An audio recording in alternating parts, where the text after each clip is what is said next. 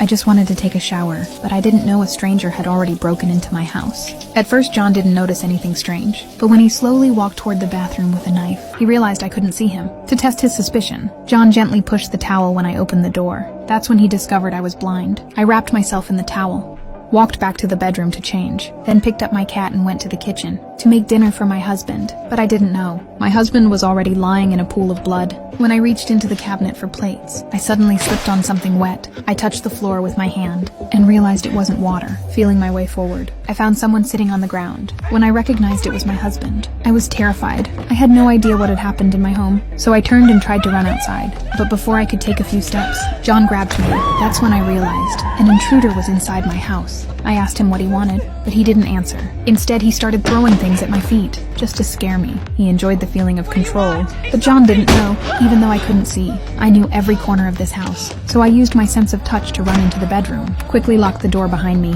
Then I felt my way to the laptop, trying to send a message for help. At that moment, John broke in through the balcony window. He tackled me to the floor and held a knife to my throat after tying me up. I pretended to be scared and asked him to let me wear a jacket, thinking I was harmless. He loosened the ropes, then his phone rang when he stepped out to answer. I quickly put on a jacket and hid a camera behind my back.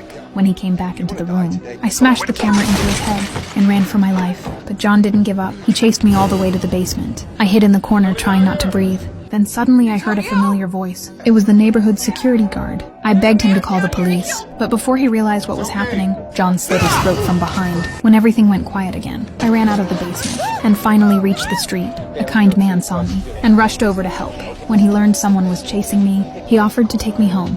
I thought I was finally safe, but once I got back, John came in too. He wrapped his arm around my neck. That's when I realized they were working together. Jason finally told me the truth. My husband was a robber. A few days ago, he and his crew pulled off a big heist, but he took all the money for himself. Jason and John had come to get it back. I told them I knew nothing, so John started threatening me. Then he noticed something strange about the wall painting. He told Jason to take it down, and behind it, they found stacks of cash. They packed up the money and left like nothing happened. After hearing the door close, I ran to lock it from inside, then sat on the floor exhausted and fell asleep. When I opened my eyes again, it was already dark, but I suddenly smelled sweat in the air. Panicked, I ran toward the door, and in the next second,